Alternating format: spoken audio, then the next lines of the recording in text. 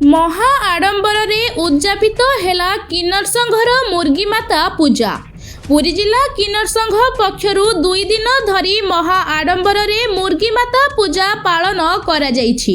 एही कार्यक्रम को पुरी जिला किन्नर संघर गुरुमा देवकी मां को अध्यक्षता रे सभानेत्री प्रियांशी दास को तत्वावधान रे राज्यर शताधिक किन्नर नरेंद्र पुष्करिणी रु कलश शोभायात्रा रे बाहरी बड़दाण्ड रे थिबा रानी सती भवन रे पहुंची मुर्गी माता को पूजा पालन करथिले। द्वितीय दिन में कंबल बांटिबा सहित हजार हजार श्रद्धालु मानकु मांगणा प्रसाद बंटन करी संध्यारे मुर्गी माता प्रतिमूर्ति को बड़दाण्ड रे महा आडंबर रे वाद्य यंत्रर ताले ताले नृत्य करी नुआई रे विसर्जन करथिले।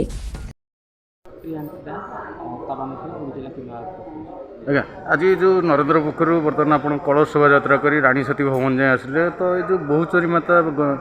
जो मुर्गी माता पूजा कौन और उद्देश्य कौन आप जानते आम बहुत पूर्व ये पूजा अर्चना कर समाज मंगल तो आज हूँ जो पिला व्रत थे 40 जन पिला व्रत आज व्रत बांधी आज कलश आणिक कलश माँ स्थापना कर समाज मंगल समाज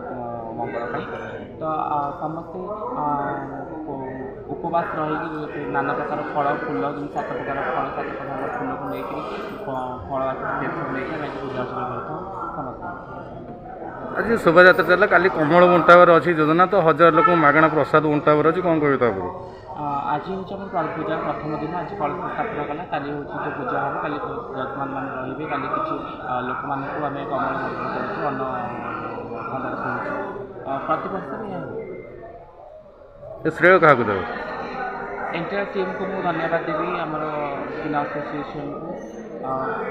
जजमान मानक देवी ये रानी सती भवन जो ओनर अच्छे बहुत सपोर्ट करते हैं प्रतिवर्ष पूजा करने तो आज सुंदर भाव में माँ को बस पूजा अर्चना कर निश्चित भाव में एंटायर टीम सहित सब जजमान मानक धन्यवाद। आज्ञा परिचय आज्ञा जय जगन्नाथ मु किन्नर समाजर माँ हिसाब से काम करते जो बुद्ध है मत 55 रु 56 वर्ष है बुद्ध है से किन्नर समाजर माँ हिसाब से काम कर देखो आपण मैंने जानते आमर गोटे इष्ट देवती बहुचरी माता तांकर आमर इष्ट देवती आम ओषाटी करूँ देखो काली आमर पिला 3 दिन काल उपवास थे कलश बुड़े काली कलश यात्रा होता आज आमर विसर्जन हो गला आमर आसते खोर्धा बरहमपुर कटक जाजपुर किसी अनुकूल सब विभिन्न जगार आज विसर्जन हो सारापर आम 150 रु 300 लोक कमल बंटन था आउ 500 रु 1500 लोक खाया पीया था कि बाला गोपाल मान खाया पीया अन्न भंडार खोला होता जी आस खाए मतलब खाया पीया आम सरी जाइए आउ विसर्जन भी सरी जाइए कहूँ ओडिशावासी की आम बहुचरी माता दुहा लागू हो आशीर्वाद लागू हो जगन्नाथ आशीर्वाद लागू हो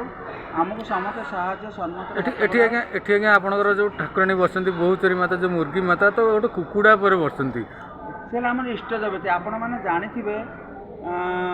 ये गोटे राणी थिले राणी अवस्था से माँ पलटि आपड़ देखिए केतले गुजरात गले आपण मंदिर देखिए माँ का मंदिर देखिए से मंदिर रे विख्यात मंदिर सी बहुचरी माता किंतु बेसी आमर ओडिशा ओडिया लोक मैंने जानी पारती माढ़ुआर जो लोक मैंने से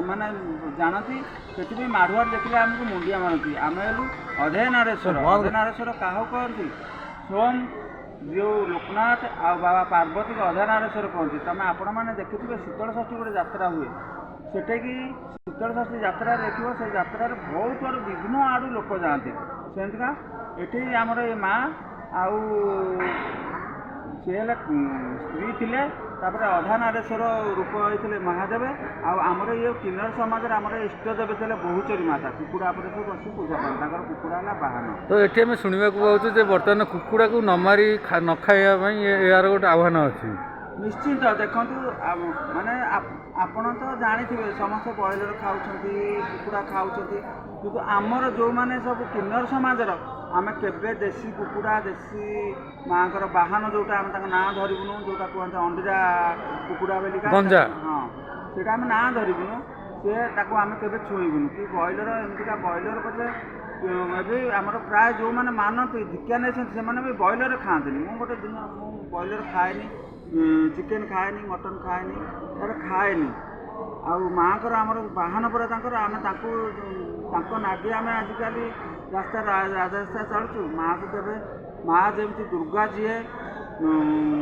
ଆଜ୍ଞା ଲକ୍ଷ୍ମୀ ଯିଏ ଆପଣଙ୍କର ଯେଉଁ ପୂଜା ହେଉଛି ଆଜି ବର୍ତ୍ତମାନ ଖାଲି ପୁରୀ ସହର ନୁହେଁ, ପୁରୀ ଜିଲ୍ଲା ନୁହେଁ,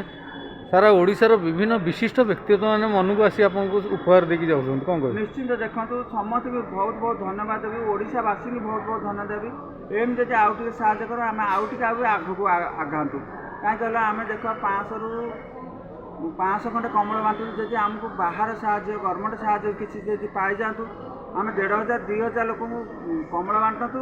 ଆଉ 5000 ଲୋକଙ୍କୁ ଖାଇବାକୁ ଦିଅନ୍ତୁ, ଅନ୍ନ ଭଣ୍ଡାର ଖୋଲି ଦିଅନ୍ତୁ। ଆମେ ଦେଖ ଭିକ ମାଗିକିରି ଚଳୁଛୁ। କିଏ ଦାତା 500 1000 କିଏ 5 ଟଙ୍କା ଦେଲା, ସେଥିରେ ଆମେ ଏଇ ପୂଜାଟି କରୁଛୁ। ଆମେ ବି ହାତରୁ କିଛି କଲେକ୍ସନ୍ କରିକିରି